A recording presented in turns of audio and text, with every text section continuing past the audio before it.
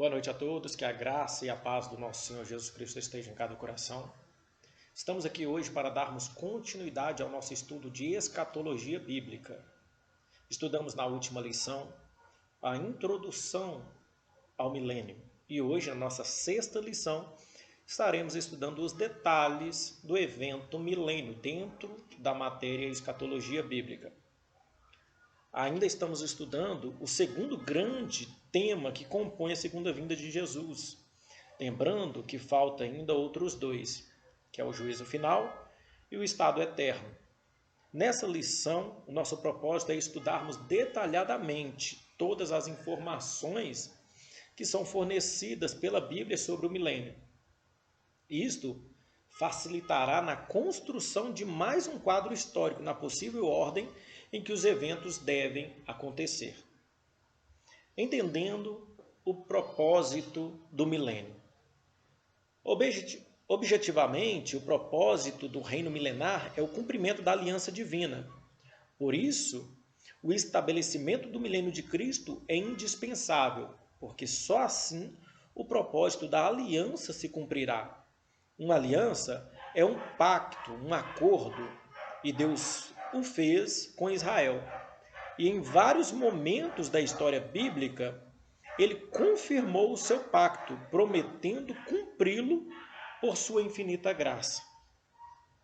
Historicamente, a aliança de Deus com Israel começa na relação com Abraão, mas uma das principais confirmações, Deus a faz na relação com Davi e a legitima através de Jesus Cristo. A aliança abrâmica está em Gênesis capítulo 12, versículo do 1 ao 3. Nessa aliança, Deus promete fazer de Abraão uma grande nação. Esta nação teria a posse da terra prometida e receberia as bênçãos de Deus, e através dela, a aliança salvífica de Deus se estabeleceria para todas as demais nações por intermédio de Jesus Cristo. A aliança davídica está em 2 Samuel, capítulo 7, versículo 4 ao 17, e 1 Crônicas, capítulo 17, versículo 3 ao 15. Nesta confirmação da aliança, Deus prometeu que Israel sempre teria um rei da linhagem de Davi. Portanto, o trono seria de possessão perpétua da família davídica. Os descendentes da tribo de Judá, sendo que um dia chegaria um rei definitivo que seria estabelecido sobre a nação como um todo. Este rei, todos sabem, é Jesus Cristo. A aliança através de Cristo está em Mateus capítulo 26, no versículo 28, e em Marcos capítulo 14, versículo 24, em Lucas capítulo 22, versículo 20, e em João capítulo 6, do versículo 53 ao 56, em 1 Coríntios capítulo 10, versículo 16, e capítulo 11, versículo 25. Em Jesus, ocorre a legitimação da aliança divina sobre Israel e sobre todos os salvos de todas as nações em todas as épocas. E a confirmação dessa legitimação será no milênio, quando todos os israelitas e gentios redimidos por Jesus estiverem com ele. Em relação às referências bíblicas, estarão todas descritas, como sempre, na descrição desse vídeo. Você pode estar acompanhando mais calmamente ou ir pausando o vídeo, estar conferindo cada uma dessas referências. Entendendo quem são os participantes do milênio. Por mais simples que pareça, há muitos cristãos que ainda têm dúvidas sobre os participantes do milênio, principalmente devido ao texto bíblico informar sobre sobreviventes da grande tribulação que serão salvos. Vamos procurar entender. como o Rei Supremo, Jesus e os salvos. Está em Miqueias, capítulo 4, versículo 3, e Zacarias 14, versículo 3. Versículo 9, perdão. Zacarias, capítulo 14, versículo 9. Aqui, voltamos à pergunta sobre a igreja do milênio. Os salvos reinarão em corpos glorificados com Jesus. 1 Coríntios capítulo 15, versículos 51 ao 53, nos confirma isso. 1 Tessalonicenses capítulo 4, versículo 16 e 17 também traz essa confirmação. E em Apocalipse capítulo 20, versículo 4 ao 6. Em Apocalipse temos a referência daqueles que são sacerdotes de Deus e de Cristo Jesus, e que reinam com ele durante 1000 anos. As Escrituras mostram 3 grupos de pessoas que compõem os salvos. Os que foram salvos em todas as épocas e lugares antes da grande tribulação, incluindo os mártires, está em Apocalipse 6, versículo 9. Os que foram salvos durante a grande tribulação, Apocalipse 6, versículo 11. Os judeus sobreviventes, Romanos capítulo 9, versículo 27. E em relação aos judeus sobreviventes, Israel será restaurada, purificada com a plenitude do Espírito Santo de Deus e ocupará no final e definitivamente a totalidade da terra prometida a Abraão, que foi prometida em Gênesis capítulo 15, versículo 18. E entre eles, conforme a promessa de Jesus, estarão os 12 apóstolos, julgando, governando as 12 tribos de Israel. Lucas, capítulo 22, versículo 30. Alguma dúvida até aqui? Está dando para entender tranquilo? Amém. Qual passagem de Apocalipse que você está olhando? Apocalipse 6, 9. Apocalipse capítulo 6, versículo 9. Entendendo as modificações que acontecerão no milênio. O milênio não será apenas um período de 1000 anos. Pelo contrário, nada do que temos hoje funcionando no planeta e na humanidade pode ser comparado ao modo como as coisas funcionarão no milênio. Isso porque hoje tudo está contaminado pelo pecado. Portanto, tudo está funcionando de modo imperfeito.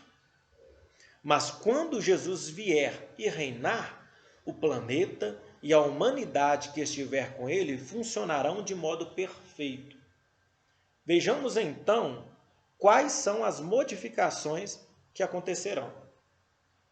Primeiro, novas características na geografia e na astronomia durante o milênio.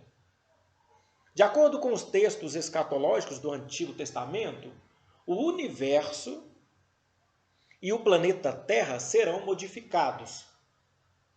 No universo não haverá brilho do sol e nem escuridão. Isaías, capítulo 24, versículo 23, vai falar sobre isso. Capítulo 60 também de Isaías, versículo 19 e 20. E Zacarias, capítulo 14, versículos 6 e 7. Em relação à geografia física do planeta, ela será modificada. Formação de novas planícies, formação de novos montes e etc. Está em Zacarias, capítulo 14, versículo 10. Outro detalhe em relação ao solo. O solo será fértil. Não haverá desertos, nem regiões inóspitas. Está em Isaías 35, versículos 6 e 7. E também em Isaías 41, versículos 18 e 19. Do santuário no Monte das Oliveiras, ficarão localizados nascentes de águas que se estenderão por toda a face da terra, irrigando o solo e purificando as águas poluídas. Ezequiel, capítulo 47, versículos 8 ao 10. Isso são as modificações nas características da geografia e da astronomia durante o milênio, relatados no Antigo Testamento. E no estilo de vida individual e social também haverá modificações, segundo a Bíblia. Também, de acordo com os textos escatológicos do Antigo Testamento, a população, no período do milênio, assimilará uma nova forma de convívio. As pessoas terão a sua própria habitação. Isaías 65, versículo 21. Outro detalhe é que haverá mudanças no sistema econômico. Não haverá aluguéis, aquisição de mais de uma propriedade ou vendas de alimentos, por exemplo. Isaías capítulo 65, versículo 22. Ou seja, versículo 21 e versículo 22 de Isaías capítulo 65 trazem detalhes sobre este novo estilo de vida individual e social no novo milênio. E continua ainda em outras passagens. Será também um tempo de verdadeira paz, felicidade e plena santificação em Deus. Por que a palavra, o texto, traz esta palavra verdadeira paz?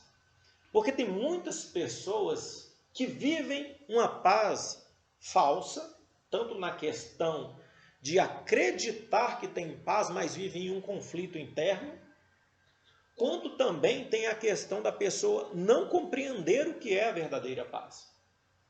Porque segundo o mundo, segundo a nossa língua portuguesa, a paz é a ausência de guerra, a ausência de conflitos. Mas nós que servimos ao Senhor Jesus sabemos que a verdadeira paz, na verdade, é você viver em tranquilidade, mesmo estando no meio da guerra, mesmo estando no meio do conflito, mesmo estando no meio da dificuldade, você consegue viver completamente em paz. Esta passagem, em relação à verdadeira paz, a felicidade, a plena santificação em Deus, está em Isaías, capítulo 51, versículo 3, capítulo 60, versículo 15, capítulo 65, versículos 18 e 19. Alguma dúvida até aqui? É por isso que existe uma religião que fala que vai ser aqui na Terra, né? Por causa desses textos? Na verdade, existem vários tipos de visões. Existem a questão de crenças, não, às vezes nem podemos dizer religiões, porque às vezes dentro mesmo do próprio cristianismo, tem pessoas que creem que o milênio será na Terra. Outras pessoas creem que o milênio é um tempo simplesmente alegórico, que ele não existirá na realidade. É somente um modo de expressão. Tá? Algumas pessoas compreendem acreditam que o milênio realmente é 1000 anos exato, né? Outras pessoas acreditam que o tempo, como a gente vive a cronologia e Deus vive o Kairos, que é um tempo diferente, que o tempo do milênio não pode ser contado pelo homem. Então pode ser que seja 1000 anos, mas pode ser que seja uma semana, pode ser que seja um dia. Então tem diversas formas diferentes de pensar. Tem pessoas que creem realmente que o milênio será na Terra, outras pessoas creem que o milênio será na Nova Jerusalém, algumas pessoas creem que o milênio será no céu. Então tem diversos modos de pensamento. Como a gente falou no nossa primeira aula, a nossa ideia não é debater a questão de pensamentos de um ou de pensamentos de outro, porque isso só causa divisão. A nossa ideia é de mostrar que todos os eventos vão acontecer. E isso aí não pode ser negado porque está na palavra. A ordem desses eventos, isso não cabe uma discussão a respeito. É claro que a gente tem um pensamento particular em relação a isso, mas não cabe essa discussão da ordem dos eventos. Cabe sim informar que eles acontecerão. Mas tem sim, respondendo à pergunta, tem sim pessoas que creem que este milênio será na Terra, não só o milênio, tem pessoas que creem, algumas crenças, de que a volta de Jesus se dará e de que ninguém vai para o céu, ninguém vai para a glória. Será aqui mesmo o reino de Deus pela eternidade. Eles se baseiam dentro daquela passagem onde fala que haverá novos céus e nova terra, e que a nova Jerusalém descia ataviada, com vestes modificadas. Então tem sim esses pensamentos. Mais alguma dúvida? Ok. Para quem estiver assistindo esse vídeo, se tiver também alguma dúvida, pode estar escrevendo aí nos comentários, que a gente vai procurar da melhor forma trazer um esclarecimento aqui para vocês, ok? Caso as dúvidas aqui dos presentes não respondam, a sua dúvida também. Não haverá fome, pois as pessoas terão o alimento ao alcance da mão. Também encaixa dentro dessa questão do estilo de vida individual e social. Então, este texto está em Isaías, capítulo 65, versículo 22, e em Ezequiel, capítulo 47, versículo 12. Outro detalhe é que acabará a ferocidade e a inimizade entre os animais. Tem aí, você falou sobre a questão de pessoas que creem que o milênio será na Terra. Tem pessoas, por exemplo, que creem, como eu falei, que o reino eterno de Deus será aqui na Terra, e eles até trazem ilustrações, livrinhos dos homens junto com os animais, e todos ali felizes. Então, aí aqui a Bíblia fala a respeito disso, que acabará essa inimizade entre os animais, acabará guerra entre os animais, não só entre os homens, e os animais deixarão de ser ferozes. Isso está em Isaías capítulo 65, versículo 25. As nações reprovadas após o julgamento das nações serão obrigadas a ir a Jerusalém anualmente, uma vez por ano, para prestarem adoração a Jesus e para celebrarem a festa dos tabernáculos. Está em Zacarias, capítulo 14, versículo 16. Não haverá também recordações dos pecados. Hoje, o que acontece? A gente costuma citar muito a questão de que Deus lançou os nossos pecados no mar do esquecimento. Nisso daí, às vezes a gente costuma até cometer algumas falhas, porque a gente fala assim, seu pecado já não existe mais, então você não vai se lembrar dele. Você vai se esquecer do seu pecado. Sendo que, na verdade, se a gente esquece de algo que a gente cometeu de errado, se a gente esquecer de um erro que a gente cometeu, a gente corre um grave risco de cometê-lo novamente lá na frente. Porque são os erros que trazem aprendizado. É você errando ou você vendo alguém errar que você entende que você não pode fazer aquilo. E quem esquece, na verdade, o que aconteceu, ou é uma pessoa que tem um problema psicológico, ou uma pessoa que tem amnésia. Porque a gente não esquece os nossos erros. A gente lembra deles, a gente lembra os erros, lembra os pecados, tanto que a gente cometeu, quanto os que foram cometidos contra a gente, Mas pelo fato de Deus já ter nos perdoado pelos pecados que cometemos, e de ter tido arrependimento verdadeiro, e pelo fato também da gente ter liberado perdão para o nosso próximo, é que a gente acaba lembrando desses erros, mas sem sentir uma dor por eles, sem sofrer por causa deles. Porque a gente não tem mais sobre nós a culpa daquele erro, porque Jesus tirou de nós o fardo pesado. Ele carregou sobre si as nossas dores e as nossas iniquidades, todos os nossos pecados. Então não haverá recordação dos pecados. Durante o milênio, sim, haverá esquecimento desses pecados.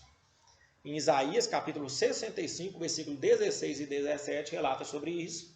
E também no livro do profeta Miqueias, capítulo 4, versículo 2.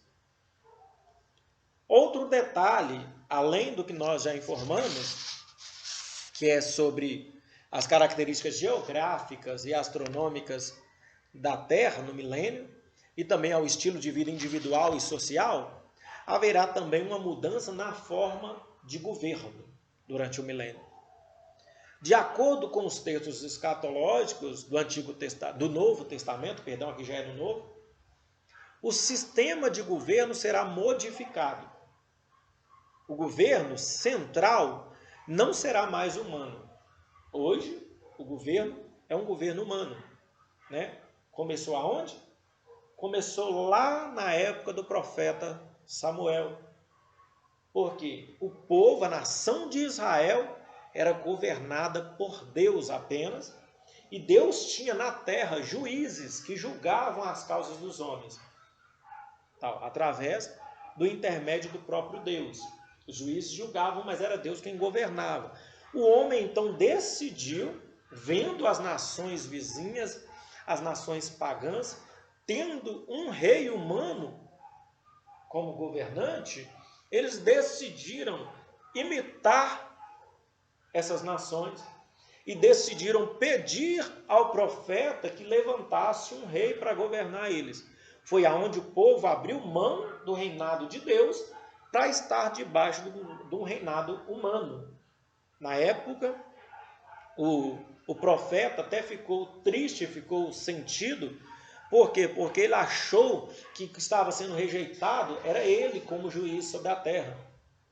O profeta Samuel era o último juiz, e ele achou que ele estava sendo rejeitado como juiz, sendo que, na verdade, o próprio Deus falou com ele: não te preocupes, porque não foi você quem eles rejeitaram, e sim a mim. A partir dali começou este reinado humano, e durante o milênio, este reinado não mais existirá. O mundo terá um governo teocrático, ele será governado por Jesus como Deus e Rei. Está em Apocalipse capítulo 11, versículo 5 e no capítulo 19, versículo 16. Pode fazer a pergunta. Ok. Aí, continuando, Jerusalém também será o centro das decisões mundiais. Ou seja, a igreja será governada, Israel será governada por Cristo Jesus, e em Jerusalém será o centro das decisões mundiais e experimentará a sua maior glória em toda a história. Até hoje, na história israelita, na história hebraica, os momentos de maiores glórias, vamos dizer assim, eu não vou colocar pelo lado teocrático, né? Mas vamos colocar pelo lado de governo mesmo, lado de riquezas. O momento de maior glória conhecido foi o momento do reinado de Salomão. Foi o momento em que foi construído o templo em Jerusalém.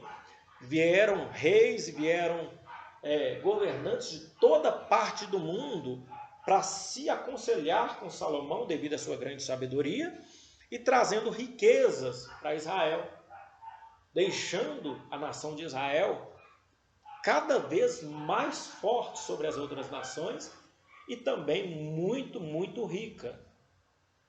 E isso, passando-se este tempo do rei Salomão, houve alguns outros momentos de glória em Israel, tanto no âmbito financeiro, quanto também na área espiritual. E um exemplo, que a maior glória que veio, eu diria até maior do que a de Salomão, porém não na riqueza financeira, é o momento da entrada de Jesus no templo de Salomão. Quando Jesus, ao 8º dia de seu nascimento, foi ali para ser apresentado por seus pais ao Senhor Deus e ser circuncidado. Então, naquele momento, se cumpriu a profecia que havia sido feita, se não me falha a memória, em Ageu capítulo 2, aonde o texto diz que a glória da segunda casa, exatamente, o texto de Ageu mesmo, porque o povo estava esquecido, a passagem fala que o povo havia esquecido de Deus, estava vivendo a sua própria vida. Naquele momento, Deus, por intermédio do profeta Ageu, convoca o povo para se voltar para ele, voltar para a sua casa, que era o templo, e reconstruir o templo que havia sido destruído. Mas o povo, após terminar essa construção, ficou muito triste, muito frustrado, porque a riqueza daquele templo não se comparava com a riqueza, com a glória que havia no templo de Salomão. Então, no meio dessa frustração, Deus traz a resposta por intermédio do profeta Ageu, falando com o povo, que não precisava deles ficarem daquela maneira, porque eles estavam ali tristes por conta que a riqueza não se comparava com o templo de Salomão, mas que a glória da segunda casa, daquela segunda casa que havia sido novamente levantada, seria maior que a primeira. E financeiramente isso não aconteceu.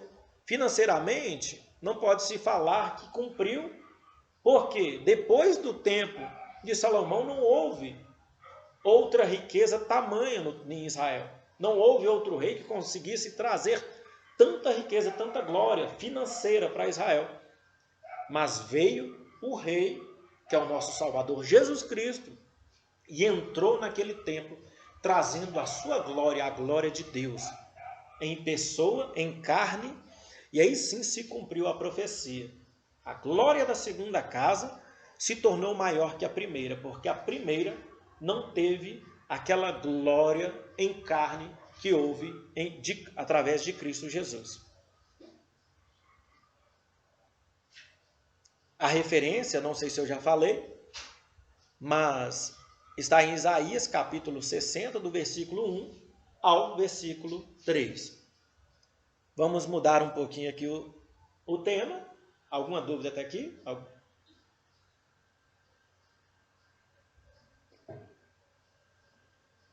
Então, entendendo o reinado de Jesus no milênio. Baseado nos relatos escatológicos a respeito do reino de Jesus, 4 posições surgiram sobre o milênio. A primeira é o amilenismo. Esta primeira posição, a primeira posição que surgiu sobre o milênio foi o amilenismo. A segunda é o pós-milenismo. A terceira é o pré-milenismo histórico. E a quarta e última posição é o pré-milenismo dispensacionalista. São essas 4 posições que surgiram sobre o milênio. Vamos então tentar detalhar um pouquinho de cada um aqui. Primeiro, o amilenismo. As definições do amilenismo. Esta teoria afirma que o período denominado milênio não é literal. Foi como eu disse aqui, algumas pessoas creem que este período do milênio não é literal, ou seja, não é 1000 anos exatamente.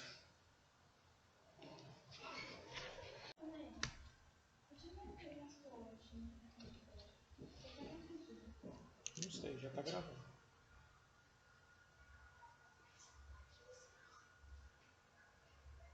Entendendo o reinado de Jesus Cristo no milênio.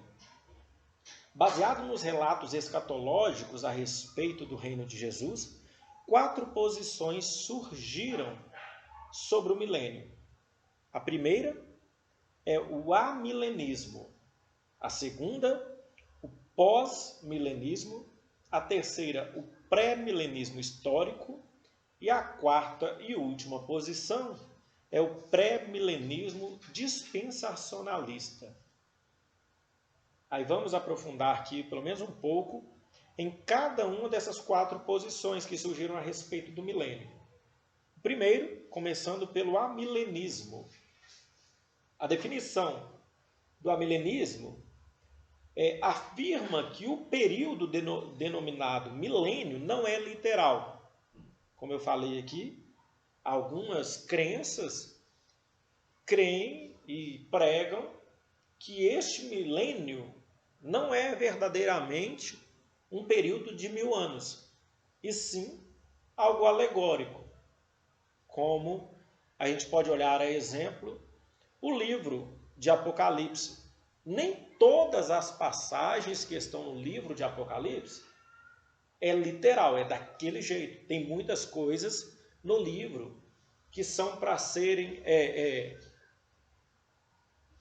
Como é que eu poderia colocar isso?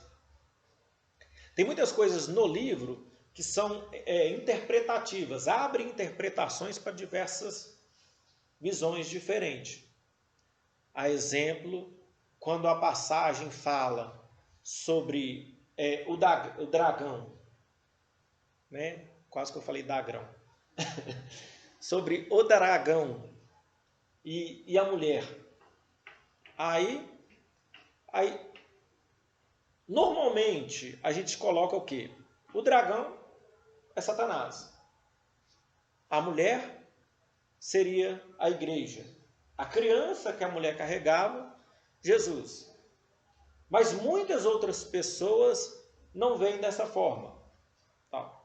A gente pode virar e falar, não, este pensamento está completamente errado, você vai para o inferno por causa desse pensamento. Não podemos, porque o livro de Apocalipse, o próprio nome já fala, é uma revelação. Não é um livro histórico para você virar e falar assim, não, é exatamente deste jeito assim, ponto final. Até porque quando o livro fala sobre reinos, ele cita os reinos como sendo chifres em muitas passagens. E a gente vê por aí nas nações aí algum castelo em formato de chifre, algum palácio presidencial em formato de chifre. Então, são diversas coisas que a gente pode interpretar de maneiras diferentes. Cada pessoa, repito, já tem a sua posição, tem o seu pensamento próprio. E quando a pessoa não conhece e vai estudando, ele sempre acaba se guiando para um pensamento ao qual ele acredita que encaixa mais com as passagens bíblicas. E o amilenista, ele acredita que o milênio não é um período de 1000 anos, e sim algo alegórico, interpretativo. Eles acreditam que é uma ilustração que representa a atuação da igreja desde a morte e ressurreição de Cristo, com a sua atuação constante da pregação das boas novas e a conquista espiritual. Há poucas manifestações visíveis do reino de Cristo, mesmo já acontecendo aqui e agora. O foco está no sofrimento pelo qual Cristo indicou que a igreja passaria, ou seja, o tempo em que vivemos já seria o milênio caracterizado pelo sofrimento e será seguido pela segunda vinda de Cristo, a ressurreição geral, o último julgamento e os novos céus e a nova terra. Este é o pensamento do amilenismo. E a característica na teoria seria o quê? O método de interpretação das escrituras deles são alegóricos. Os amilenistas pegam todas as referências relativas ao reinado de Cristo e as aplicam de modo espiritual ou místico. As profecias do Antigo Testamento a respeito do reino de Cristo sobre o trono de Davi são igualmente aplicadas à igreja. Todas as promessas feitas a Israel são cumpridas através de bênçãos sobre a igreja, já que esta é a Israel espiritual. Creem também que Satanás foi preso na primeira vinda de Cristo. Entre a primeira e a segunda vinda de Cristo é o cumprimento do milênio de forma espiritual. Cristo reinando no coração do homem, não literalmente. Deste modo, após o presente período do Evangelho na Terra, haverá o reino de Deus, já no estado eterno.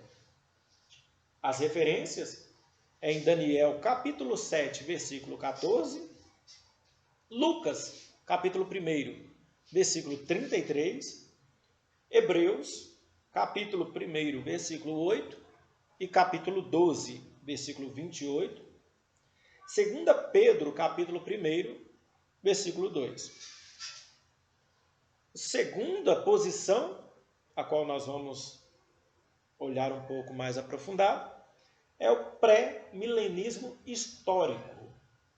Nós vimos aqui que tem dois pré-milenismos, o histórico e o dispensacionalista.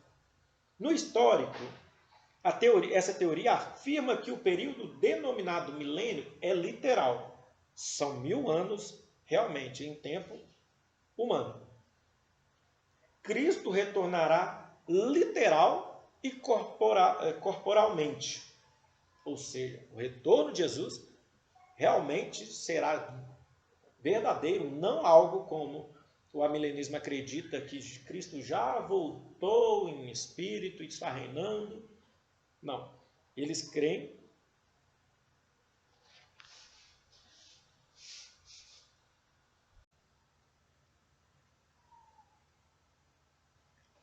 a segunda posição é o pré-milenismo histórico.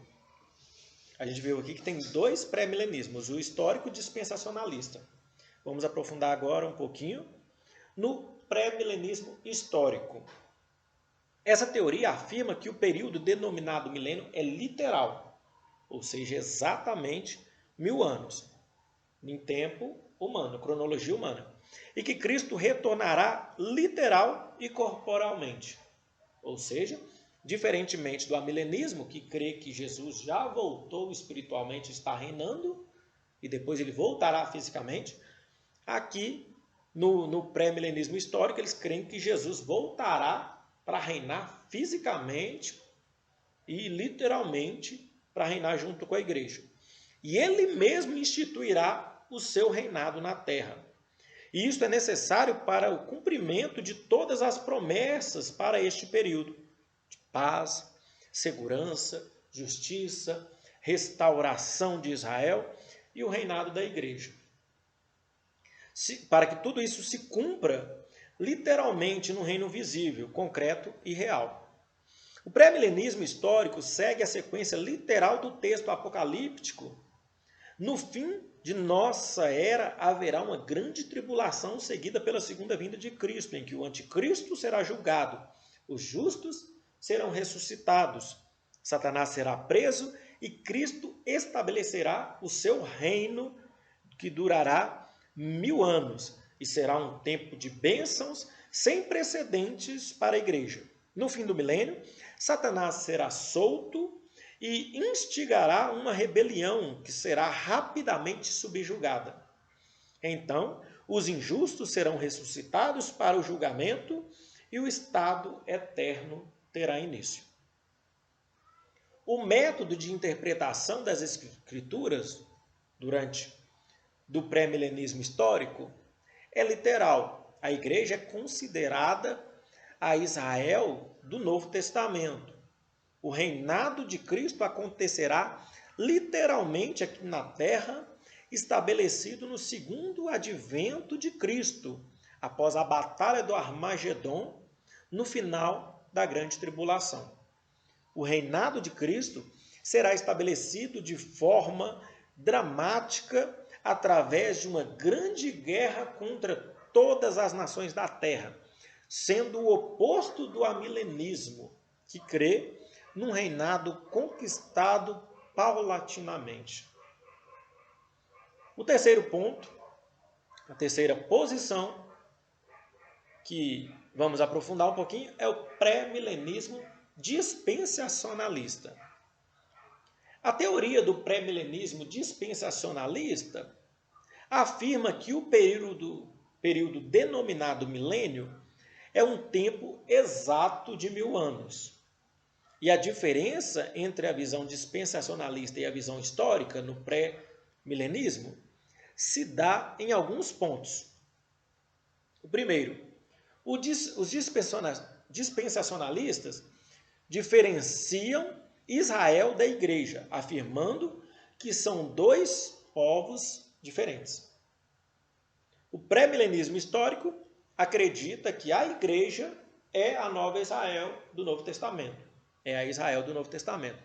O pré-milenismo dispensacionalista crê que existe a igreja e existe Israel. São dois povos diferentes. Os históricos consideram que a igreja é Israel do Novo Testamento. Né? Repetindo aqui, o histórico crê que a igreja é Israel no Novo Testamento. Os dispensacionalistas creem que há a igreja e há Israel. São dois povos diferentes. Os dispensacionalistas dividem a ressurreição em etapas, antes da tribulação para o arrebatamento da igreja e no milênio, no reinado de Jesus. Os históricos entendem que a volta de Jesus se dá numa única etapa. Os dispensacionalistas, repetindo, dividem a ressurreição em duas etapas, antes da tribulação e para o arrebatamento da igreja e no milênio, no reinado de Jesus. Os históricos entendem que a volta de Jesus, a ressurreição acontecerá numa única etapa na volta de Jesus. Alguma dúvida? Que eu meio que embolei aqui. Vou repetir. Tá. Os dispensacionalistas creem o quê? Que haverá uma primeira ressurreição da igreja, que será durante a grande tribulação, né? Antes da grande tribulação haverá uma ressurreição para o arrebatamento da igreja. E depois, no milênio, haverá outra ressurreição durante o reinado de Jesus, reinado milenar. Não volta de Cristo, ressurreição dos mortos. Duas coisas diferentes. Os históricos, o pré-milenista histórico, eles entendem que haverá uma única ressurreição na volta de Jesus.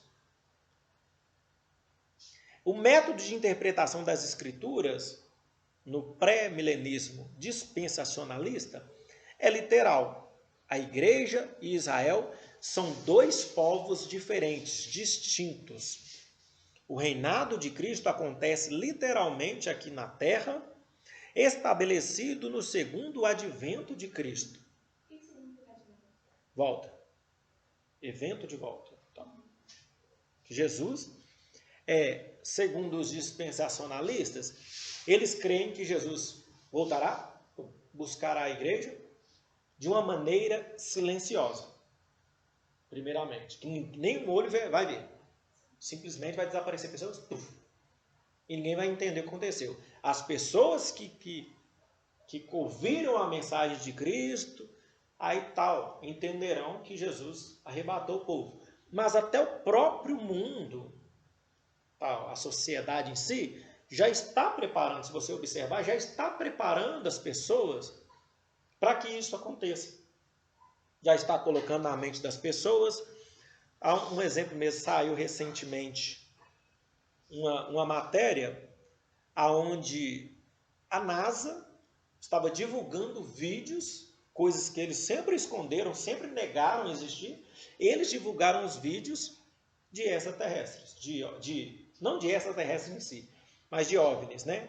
Objetos voadores não identificados, alegando que nós não estamos sozinhos na Terra, não estamos sozinhos no universo. Ou seja, eu vejo isso de uma maneira que, como se a própria sociedade, sei lá, os Illuminatis, alguém está querendo preparar o mundo para o arrebatamento da igreja. Para as pessoas que ficarem, não entrarem em pânico e saírem matando um ao outro, saírem causando destruição no mundo. Para que eles pensem o quê? Não, é normal. É normal. Eles foram abduzidos por extraterrestres e vamos continuar aqui, vivendo a vida numa boa, são menos pessoas na Terra, agora a gente vai conseguir fazer o planeta seguir mais tempo. Que a ideia, existe uma teoria de conspiração, que a ideia dos Illuminatis, né, que são os povos mais ricos da Terra, é controlar a quantidade de pessoas na Terra para que o mundo não se destrua antes do tempo. Porque no pensamento deles, e não que isso seja mentira, né? O homem destrói demais a terra. O homem não cuida das coisas que Deus criou. Então, no pensamento deles, quanto menos pessoas estiverem na terra, mais tempo a terra durará. E aí os dispensacionalistas creem nisso, que haverá essa primeira vinda silenciosa, o povo simplesmente desaparece, mas depois Cristo volta novamente, mas dessa vez de uma maneira visível. Está na Bíblia. Está na Bíblia. Jesus vai voltar. Mais 2 vezes? Eu creio no dispensacionalismo. Eu creio que sim, será 2 vezes. Será uma... Tipo assim, vai vir para buscar a igreja que está lá reunida. Isto, aí buscará a igreja para que a igreja não sofra as dores da grande tribulação. Os salvos não sofram. E depois, na segunda, ele voltará depois desse período de 1000 anos, onde as pessoas que não foram salvas ficarão aqui. E não morrer? Procurarão a morte, não... 7.000 anos de paz, 7.000 anos de guerra? Não. Isso aí já é antes da primeira vinda. Isso aí já é durante a grande tribulação. Que vai ser depois do segundo negócio. Oi? Depois Não. Vai ser a primeira vinda. Isso. Vai ser a tribulação, depois vai voltar. Isso. Os dispensacionalistas creem o quê? Que Jesus vem, mas que nenhum olho verá ele buscará os salvos no momento que a grande tribulação está prestes a se iniciar, para que a igreja, os salvos, não sofram na grande tribulação. Beleza. Por quê? A palavra fala que a salvação ela vem pela graça. Mas a mesma palavra que fala que a salvação vem pela graça, fala que o reino de Deus ele é tomado à força. Não é porque é pela graça que eu vou sentar numa cadeira ou deitar numa rede, ficar lá tranquilo, tomando caldo de cana ou água de coco, e falar, não, Jesus vai achar graça em mim porque eu sou uma pessoa boa, e ele vai me salvar. Se tiver que me salvar, ele vai salvar. Se não tiver, não vai salvar mesmo, porque tudo já está escrito. E não vou fazer nada para tentar merecer essa graça de Deus. Ninguém merece. Mas pelo menos a gente tem que fazer por onde. É justamente por não merecer que a gente tem que fazer mais e mais e mais, que ainda é pouco. Mas muitos pensam que não mereço, então a salvação é pela graça, tudo já está escrito, tá? Porque Cristo predestinou, não que eu desacredite da predestinação, mas aí pensam desse jeito, já está predestinado, Então nada que eu fizer vai mudar isso. E não faz nada. As pessoas estão morrendo do lado dele, está deixando. Um está passando fome do lado dele, ele está comendo picanha com caviar e está tranquilo, não está nem aí. Importa a minha vida pessoal. Então isso não é o certo a se fazer, não mostra amor ao próximo. E a palavra fala que tudo se resume no amor. Então, o que acontece? Só para eu não me perder aqui. A gente tem que buscar fazer sempre mais. Quanto mais a gente puder fazer para a obra de Deus, e quando eu digo obra, eu não estou dizendo a construção, as 4 paredes. Eu estou dizendo em levar o Evangelho, viver o Evangelho de Deus. Porque tem muitas pessoas também que fazem pelas 4 paredes, mas não vivem o Evangelho.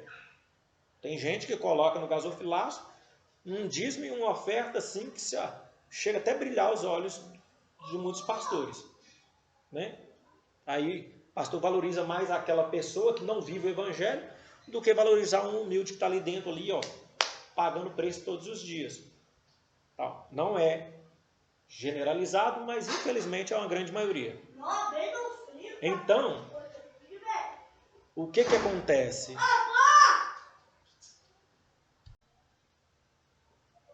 Então, nessa primeira vinda, será silenciosa, espero que vocês entendam. Será de maneira silenciosa, ninguém vai ver. Ouvirão as trombetas. Ouvirão as trombetas, o som das trombetas. Toda a terra vai ouvir o som das trombetas. Não, toda a terra ouvirá, mas ninguém vai ver o que está acontecendo. Só ouvirá o grande som.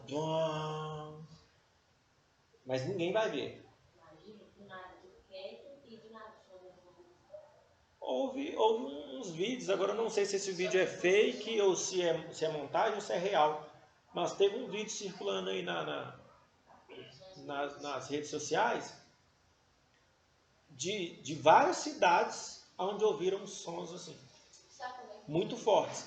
Isso acaba me fazendo acreditar mais ainda nessa questão de que o mundo está tentando preparar as pessoas para essa vinda. Mas não preparar as pessoas tipo assim, para serem salvas. Preparar para as pessoas não acreditarem que tudo isso é a volta de Jesus. Também apareceu lá que a terra mudou de lugar.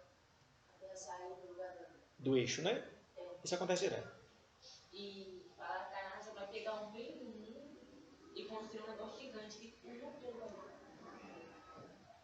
Cristo é um gigante que todo mundo vai ver.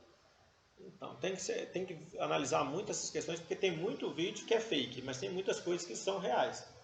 Então, o que acontece? Aí essa primeira vinda será assim, de maneira silenciosa, não visível. Já a segunda, Jesus vem em glória, resplandecente. Ele vem juntamente com todos os salvos que estavam com ele. Aí o povo aqui na terra vai enxergar, vai ver Cristo e vai ver os santos todos juntos com ele vindo em direção à terra. Até isso tem vídeos que na internet onde fala que a NASA captou através do seu telescópio, o telescópio mais novo da NASA agora é o James alguma coisa, mas o antigo é o Hubble. O telescópio Hubble captou algumas imagens que, segundo as pessoas que divulgaram essas imagens na internet, era a Cidade Santa. É a cidade no ar, entendeu? Eu sei que são coisas assim que não dá para desacreditar, mas ao mesmo tempo também você fica pensando, será que realmente quem está divulgando isso está divulgando porque crê que era a cidade e está querendo convencer as pessoas ao arrependimento, trazer as pessoas para Cristo? ou estão querendo colocar na mente das pessoas que não tem nada de espiritual na história, que até mesmo cientistas que não creem em Deus conseguem ir lá e ver, fotografar e mostrar para o mundo. Entendeu? Para colocar que existem seres em outros planetas, tal, por aí vai. É algo que a gente tem que preocupar muito.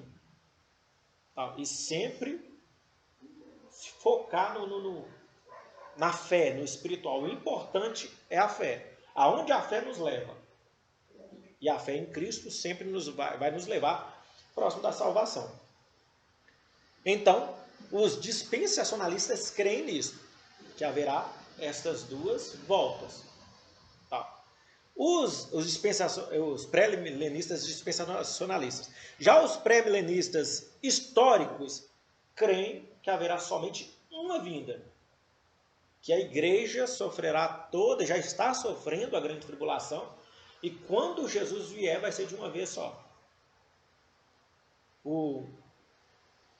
Deixa eu ver aqui se eu estou pulando alguma coisa.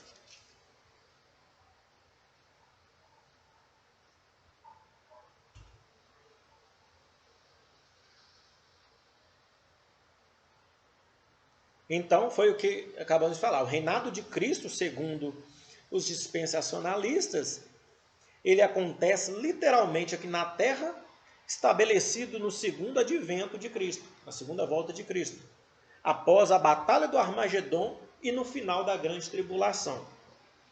O reinado de Cristo será estabelecido de forma dramática, através de uma grande guerra contra todas as nações, já tínhamos até lido já, todas as nações da terra, sendo o oposto do amilenismo, que crê num reinado conquistado paulatinamente. A última posição que surgiu, e nós vamos dar uma aprofundada aqui, é o pós-milenismo.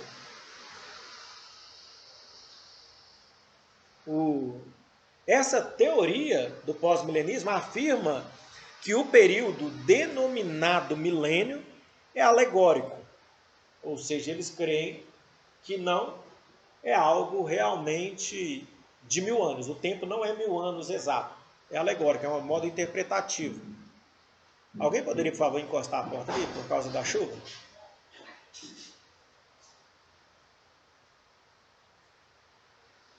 Então,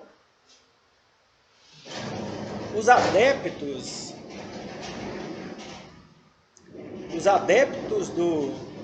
do pós-milenismo defendem que se trata realmente de um tempo de longa duração. Jesus voltará após o período de 1000 anos de paz.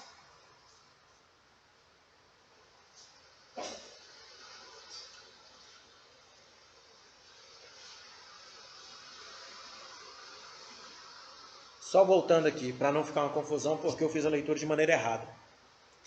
O pós-milenismo. Essa teoria afirma que o período denominado milênio é alegórico, não é 1000 anos. Porém, diferentemente do amilenismo, os adeptos do pós-milenismo defendem que se trata realmente de um tempo longo. Eles não creem que é 1000 anos exato, né? Eles acham que é algo interpretativo.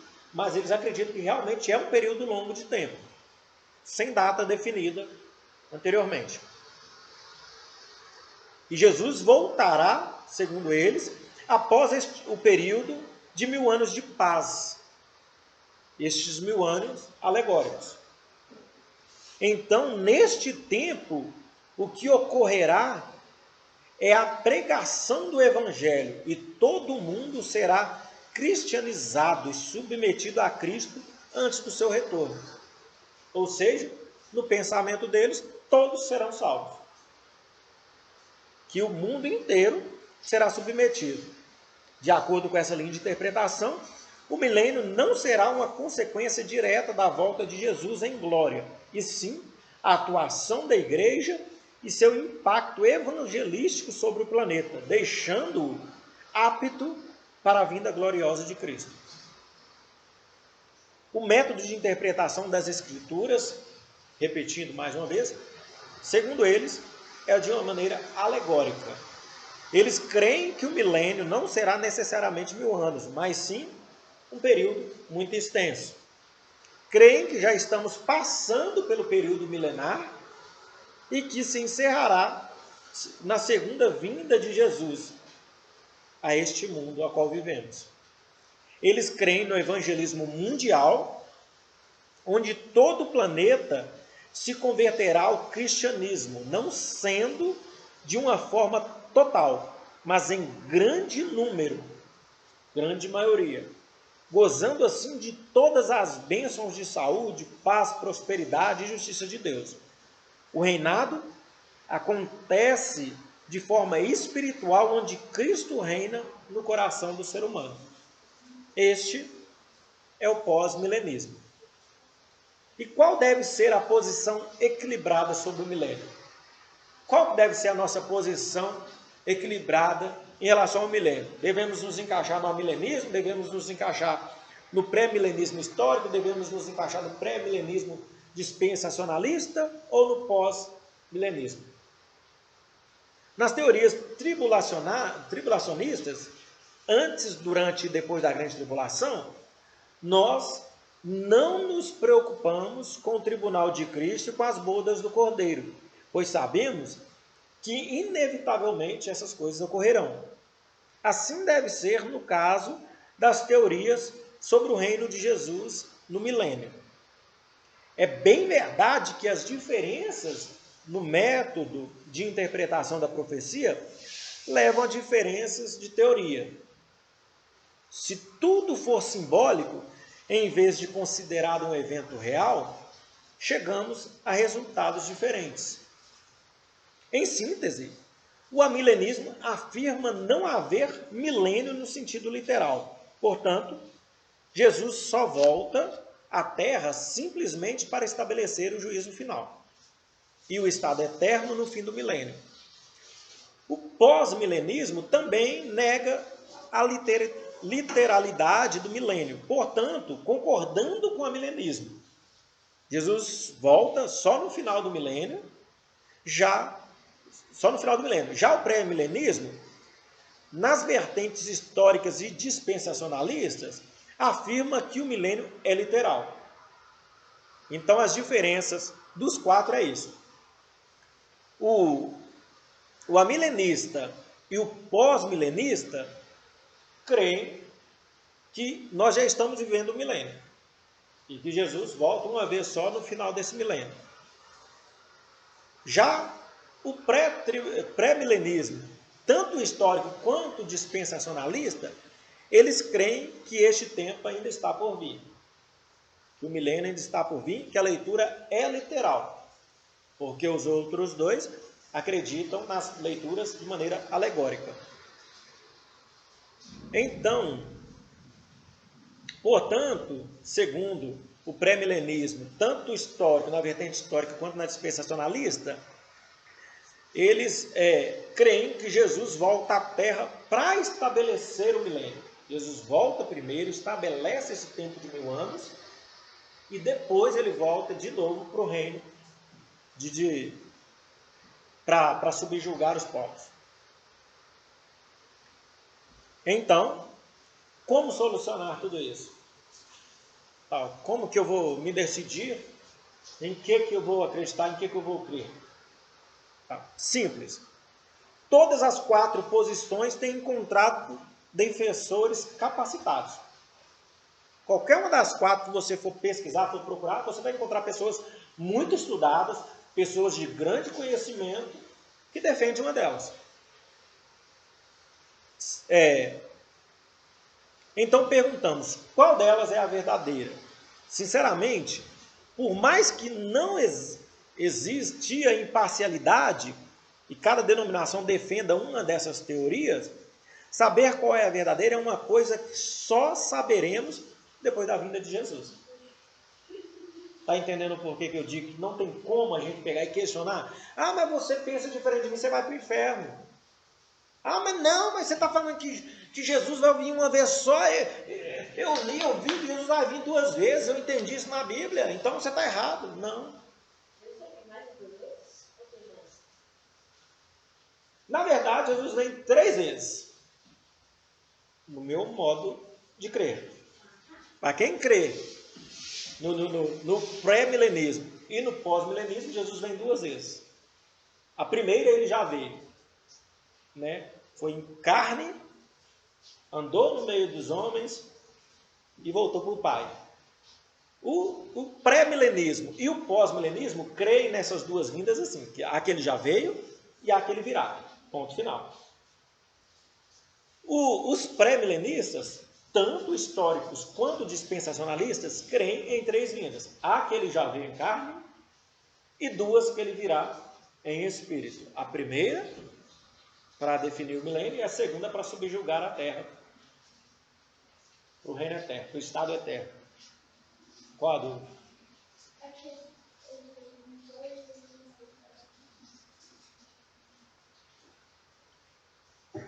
Ele perguntou se Jesus ia voltar mais alguma vez. Não. Ele falou assim que eles creem em 2 vindas, né? Mas quem que não creem que Jesus Cristo é o Senhor? Está perdido. Os que abandonaram isso. Mas eles ainda estão aguardando o Cristo. A Bíblia fala que quando o anticristo sentar no trono, eles vão entender. Então, porque você não colocou um período de tempo. Você só perguntou os que não creem. Os que não creem estão perdidos. A menos que se arrependam e comecem a crer a tempo. Por quê? Primeiro, tudo, a palavra fala o quê? A salvação é pela graça mediante a fé. Então a graça para alcançar, ela depende da fé. Aí entra no que eu estava falando lá atrás. Ah, mas é pela graça, então não preciso fazer nada. A graça alcança o homem mediante a fé. E a fé sem obras é morta. Então, eu tenho fé tal na graça, que a graça vai me alcançar. E eu estou aqui deitado na rede, tomando água de coco e estou esperando cair do céu. Tudo sobre a minha vida. Então, não creio. Eu não tenho fé. Porque se eu tivesse fé, eu estava fazendo as obras para concretizar e ganhar mais pessoas. Não tenho fé, não tenho amor, não tenho nada. Um detalhe, eu já falei isso aqui outras vezes. Pelo menos eu acho que eu já falei. Tem uma história que diz o seguinte, que havia 2 homens. Esses 2 homens eram agricultores e aonde eles viviam estava vivendo um período de seca muito severa, muito grave. E esses homens estavam começando a passar necessidade para sua família, porque não tinha como plantar, que não tinha chuva na terra. Sem chuva não nasce nada. Então, os 2 oram a Deus e pedem por chuva. E Deus responde à oração dos 2 falando que ia enviar chuva. Aí os 2 agradecem a Deus, falam que creem que a chuva virá. Porém, no dia seguinte levanta cedo e vai arar a terra. O outro fala que crê que Deus vai mandar a chuva e fica lá esperando a chuva vir para ele preparar a terra. Qual dos 2 que provaram que cria realmente na promessa de Deus? Exatamente, o que preparou a terra. Porque que adianta a chuva vir e cair na terra ali seca, sem nenhuma semente? A mesma coisa. Para ele ter fé e mostrar que ele tem fé, ele tem que fazer a obra. O homem teve a atitude de ir lá e lançar a semente, preparar a terra, colocar a semente, porque ele tinha certeza que a chuva viria. Porque Deus prometeu. Deus nos prometeu, Jesus prometeu que ele vai voltar. Se eu creio realmente que Jesus vai voltar, eu tenho que buscar a presença dele diariamente e tentar levar o máximo de pessoas possíveis para a presença dele. É assim que eu tenho fé na palavra de Deus, agindo e provando isso pelas obras. As pessoas, respondendo a sua pergunta, as pessoas que não creem, se não creem a tempo, não há nada que possa ser feito por elas. Aí eu repito aqui no vídeo, coisa que eu falo sempre aqui nas pregações. Ah, mas a palavra fala em João 3,16 que Deus amou o mundo de tal maneira que deu o seu único filho para todo aquele que nele crê não pereça, mas tenha vida eterna. Aí as pessoas confundem o texto. Ah, mas Jesus morreu por todos, porque ela está falando que Deus amou o mundo. Deus amou o mundo de tal maneira, morreu por todos. Jesus amou todos, Deus amou todos. Mas o texto não fala que Jesus morreu por todos. Fala que Jesus morreu para todo aquele que nele crer não pereça. Então é necessário crer no Filho de Deus. A palavra fala sobre os judeus ortodoxos, no caso, que até hoje esperam a vinda do Messias, do Salvador. A palavra fala que eles só entenderão que as profecias já se cumpriram, que o Messias já veio, que Jesus é o Salvador, no momento que o anticristo se revelar. E se for tipo uma criança que só vive lá e os pais ensinaram assim? Vive lá onde? Tipo, vive num sítio.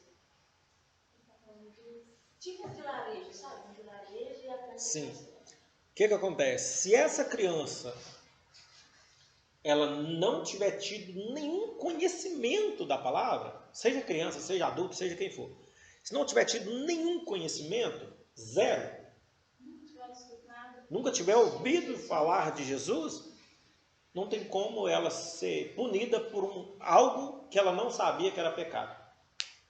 Paulo fala assim, que a lei veio para trazer o pecado para o homem. Sem existir lei, não existia pecado. Por quê? Se não tem, por exemplo, alguém para virar, eu pegar esse copo aqui, ó, se eu pegar esse copo aqui, ninguém falar comigo, você não pode quebrar essa taça, e eu pegar ela, jogar no chão e ela se quebrar, por que eu vou ser punido se não existia algo que me contrariava a quebrar ela?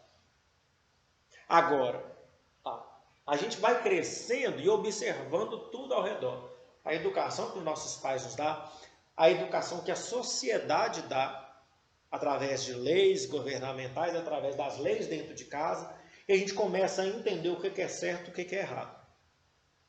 Não precisa necessariamente de eu virar e falar assim, você não pode jogar no chão e quebrar. Porque você já cresce sabendo que você não pode jogar no chão e quebrar. Porque quando você era pequenininho e você quebrava, sua mãe ia lá e te dava um tapa na sua mão. Não pode. Ah, você ia lá e quebrava de novo, ela te colocava de castigo. Então você cresceu sabendo disso. Chega uma certa idade que não precisa falar que é errado. A tua própria consciência, né? Que as pessoas falam, consciente humano. Na verdade, o Espírito que habita dentro de nós, que nos direciona a Deus, ele nos alerta do que é certo e do que é errado. Então, se a gente nunca aprendeu sobre Jesus, se a gente nunca aprendeu sobre Jesus e não sabe nada, absolutamente nada, porque pode ser que eu não conheça a história de Jesus na Bíblia, mas eu já ouvi alguém falando, Jesus é Deus, Jesus salva, Jesus te ama. Isso é suficiente para eu saber que existe um Deus chamado Jesus Cristo. Então não precisa de alguém chegar ali, abrir a Bíblia inteira e ler ela todinha para mim. Tá? Mas se alguém já falou comigo, Jesus te ama, Jesus quer te salvar, Ele é Deus, eu já aprendi que tem um Deus. E se for tipo meu Deus do céu, só Jesus na nossa? Não entendi a pergunta. A pessoa não falar quem é Deus, mas usar o nome de Deus, tipo, olha Jesus na nossa. Então, isso no caso, tipo assim, eu estar no meio de pessoas e eu virar, por exemplo, tá ali uma conversa, que não sei o que, conversa vai, conversa vem, e eu vejo algo assim meio espantador, eu falo assim, vixe Maria, eu estou adorando Maria? Eu estou? Não. Não, isso é uma moda de expressão. Tem muitas coisas que a gente fala no nosso dia a dia, às vezes até dentro de pregação, no meio de pregação, que a gente pega no convívio do dia a dia, expressões. E que às vezes nem, costuma muitas das vezes nem estar dentro da Bíblia, e a gente costuma jogar lá e não fala para a igreja que está na Bíblia, mas a gente joga aquilo, e às vezes a igreja entende que está na Bíblia, por quê? É tanto ouvir falar. Eu acredito que mesmo a pessoa não ouvindo falar de Cristo, não ouvindo falar de Jesus, algumas pessoas, não todas, mas elas sentem algo diferente, elas vamos levar para o mundo imaginário, né? Igual eu conheci uma pessoa que conversava com Deus e não sabia. Ela ficava falando que era um amigo imaginário, mas ela conversava, e ela pedia, e ela falava, eu falei, não, seu amigo tem nome. Então, um exemplo, a Bíblia fala sobre isso. Fala que Paulo, ele chegou na Grécia, e quando ele chega na Grécia, ele andando ali, durante mais de uma semana, ele ficou observando como que os gregos agiam em Atenas, e ele viu um altar de adoração. Para quem não sabe, a Grécia tem muitos deuses diferentes, e na mitologia deles. E ele viu um altar ali de adoração que não tinha nenhuma imagem. E esse altar estava escrito assim, ao Deus desconhecido. Eles não conheciam, mas adoravam. Tá. Aí, vamos imaginar. Se realmente eles não conheciam em hipótese nenhuma, ou às vezes já conheciam sobre Jesus, mas não sabia que aquele Deus desconhecido era Jesus, não fazia ligação de uma coisa com a outra, tá, mas eles conheciam sobre Jesus, sabiam as leis de Cristo, eles são responsáveis por descumprir ela. Mas se não crer que Jesus é Deus e não houver arrependimento, não houver nada disso, tal, serão punidos por isso, por cada erro. Agora, se eles creem que existe um Deus desconhecido, adoram aquele Deus desconhecido, por quê? Por que os gregos têm vários deuses? Porque a educação deles ensina que eles podem adorar vários deuses. Eles não são monoteístas. Então, eles crescem acreditando que há um Deus para tudo. Então, eles adoram vários deuses. A gente cresceu sob a educação de que existe um Deus só que faz todas as coisas, que comanda o mundo inteiro, o universo inteiro e tudo, que criou todas as coisas. E no nosso aprendizado, todos os outros deuses são pagãos, são falsos. Não são verdadeiros, só existe um Deus verdadeiro na nossa educação. Então, como a gente foi educado dessa maneira, se eu decidir adorar um Deus diferente, eu estou infringindo a lei a qual eu fui ensinado. Então, eu estou pecando contra a lei a qual eu fui ensinado. A lei a qual eu sempre falei que eu creio, que eu acredito. Eles são educados no politeísmo, né? Onde são vários deuses. Aí, ali, Paulo encontrou o altar ao Deus desconhecido. Paulo foi conversar com eles. Paulo apresentou para eles Jesus. Eles sabiam que existia um Deus desconhecido, eles adoravam esse Deus, mas não sabiam quem era esse Deus. Aí Paulo falou para eles sobre Jesus. Não, este é o Deus que vocês adoram sem conhecer, e eu quero apresentar ele para vocês. Eu creio que nessa pregação de Paulo, muitas pessoas se converteram e decidiram adorar um único Deus. Não, se tem um Deus só que resolve tudo, para que eu vou adorar 500? Eu vou adorar um só, eu vou servir um só. Tem um testemunho de um ex-bruxo, onde ele fala que o diabo, ele conversava com o diabo assim, frente a frente, e que numa dessas conversas, antes disso, ele recebeu um pedido para que ele isse no cemitério, arrancasse ossos de lá para fazer um ritual. Quando ele chegou no cemitério, ele foi para desenterrar, ele não conseguiu. Porque o próprio diabo apareceu na frente dele e falou com ele, não, nesse aí você não pode mexer não. Aí ele perguntou, mas por que eu não posso mexer? Eu disse, não, porque esses ossos aí pertencem ao homem de branco. Aí ele, que homem de branco é esse? Você não me falou, quando eu decidi adorar você não me disse que você era o maioral, que você era o bambambam, que você era o grandão? Mas se tem um homem de branco que você é sujeito a ele, que você não pode encostar porque ele manda, então você não é o maioral. Se você não é maioral, não quer servir você, não quer servir o maioral. E esse bruxo virou e falou que não queria mais adorar, servir Satanás. Nem sabia quem era o homem de branco. Mas só por ele saber que tinha mais poder do que o diabo, ele falou, não quero mais. Ele decidiu não servir mais a Satanás. Aí ele falou que ia começar a servir esse homem de branco, e virou as costas para o diabo, e perdeu o medo do diabo. Ele falou, não, se tem um homem lá de branco, eu vou adorar ele a partir de agora, ele vai me defender. E virou as costas, saiu andando. No que ele saiu andando, ele entrou no carro dele, seguindo numa BR alta velocidade, não sei o quê.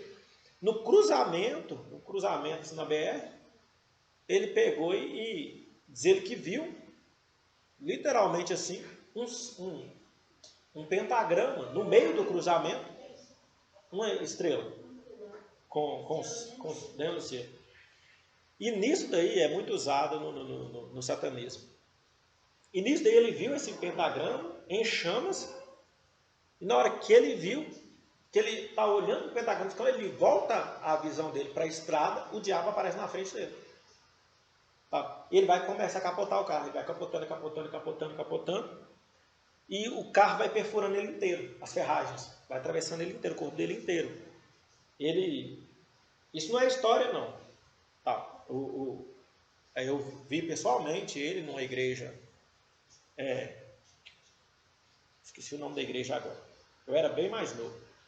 Eu sei que ele, na hora que ele está fazendo a pregação, ele contando testemunho, ele bebe muita água mesmo, ele fica com uma garrafa de água, porque não pode secar o corpo dele, porque todas as artérias dele são de tipo PVC, como se fosse um cano, que tem que ser substituída, porque as ferragens foi atravessando tudo. Aí, o diabo tentou matar ele. O diabo falou que ia matar ele, por quê? Porque ele decidiu deixar de servir ele. Dizendo que a única coisa que ele conseguiu fazer no momento que o carro capotava era pedir socorro para o homem de branco. Ele nem sabia quem era. Mas ele pediu, me socorre, homem de branco, me socorre. E ele sobreviveu. Não sei se está vivo hoje, porque eu era bem mais novo. Eu era adolescente quando eu vi o testemunho dele. E ele contando essa história. Aí o que acontece? Da mesma maneira que Paulo fez e apresentou Jesus, era necessário alguém apresentar este homem de branco para esse bruxo. Ele não conhecia. Mas a partir do momento que ele ficou sabendo que tinha mais poder do que o diabo, ele falou, não, é esse que eu quero servir. Então, o que acontece? Se você adora, não sei se eu perdi na conversa aqui, mas se você adora, mas não tem o conhecimento de quem é, das leis de Deus, eu acredito, eu que estou falando isso, eu acredito que não tem como você ser punido em cima de algo que você não tem conhecimento. E é por isso que a Bíblia fala que muitos serão salvos pela ignorância? Eu acredito também nisso, que Deus não leva em conta o nosso tempo de ignorância nessa questão. Porque eu não sei que é errado. Porque a Bíblia fala o quê? Que você passa a pecar a partir do momento que você sabe diferenciar a mão direita da esquerda. Quando a Bíblia fala isso, não está querendo dizer de você olhar para a sua mão e ver direita, esquerda. Essa é direita, essa é esquerda. Não é nesse sentido. É no sentido de você entender a diferença do bem e do mal. O certo e o errado. A partir do momento que você entende essa diferença, você começa a pecar. Então, se a gente peca, a gente por direito tem que ser punido. Então, independente de Deus servir ou não a Deus, Deus ser fiel ou não a Deus, se Deus virar para mim e falar assim, não, você não vai ser salvo, eu não tenho que questionar. Por quê? Porque a gente peca 24 horas por dia. A gente peca o tempo todo. Até no momento que a gente às vezes não está falando nada, não está olhando nada, mas no pensamento você está pecando. E Deus, ele seria culpado, ele seria injusto de condenar? Não. Porque não é Deus que o condena, nós mesmos nos condenamos através do pecado que a gente insiste em cometer. Então, Eu parei aonde?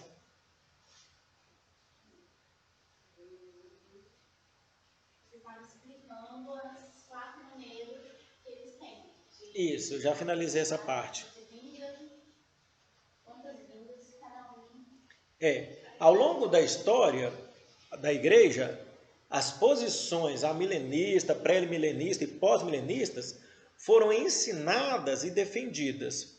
E o que podemos aprender disso é que todos nós devemos separar um tempo para entender as visões daqueles de quem discordamos e entender os argumentos bíblicos que eles utilizam. Ou seja, não é porque eu creio no pré-milenismo histórico, ou porque eu creio no pós-milenismo, ou porque eu creio no amilenismo, que eu vou pegar e me aprofundar só naquilo que eu creio. Entendeu? Aí eu creio no pré-milenismo histórico, mas eu quero conhecer o pré-milenismo dispensacionalista, para eu entender o pensamento daquela pessoa que crê naquilo. Para eu não ficar uma pessoa ignorante também, discutindo com os outros algo que eu não sei, que é o que é vergonhoso que muitas pessoas fazem. A exemplo, tem muitas pessoas que sobem no púlpito, sobem no altar e começam a criticar os nossos irmãos católicos, criticando de tudo quanto é maneira. Mas nunca entrou numa igreja católica, nunca estudou sobre o catolicismo, não sabe nada sobre o catolicismo, não acompanha o tanto que o catolicismo ajuda na questão social. Tá? Da mesma forma, algumas igrejas evangélicas também que fazem muitos trabalhos sociais. Às vezes a gente discorda de uma coisa que discorda de outra coisa ali. E só critica, mas não aprofunda para entender o que a pessoa faz de bom, só quer olhar só o mal. Então é isso que está falando. Então, eu creio no pré-milenismo dispensacionalista. Beleza. Mas, por certo, eu tenho que procurar entender, estudar as outras visões, para eu entender a pessoa que está do meu lado. Para eu saber conversar com quem está do meu lado.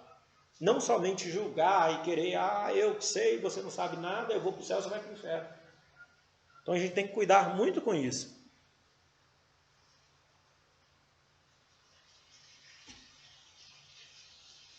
Depois da gente escutar, de estudar esses argumentos diferentes dos nossos, aí sim, nós não podemos concordar. Porque não adianta também eu querer só discordar de algo, só porque eu concordo com aquilo, eu vou discordar de todo o resto sem conhecer o resto. Tá? Muitas vezes duas situações diferentes podem encaixar e formar uma situação só. Então a posição mais equilibrada é esta.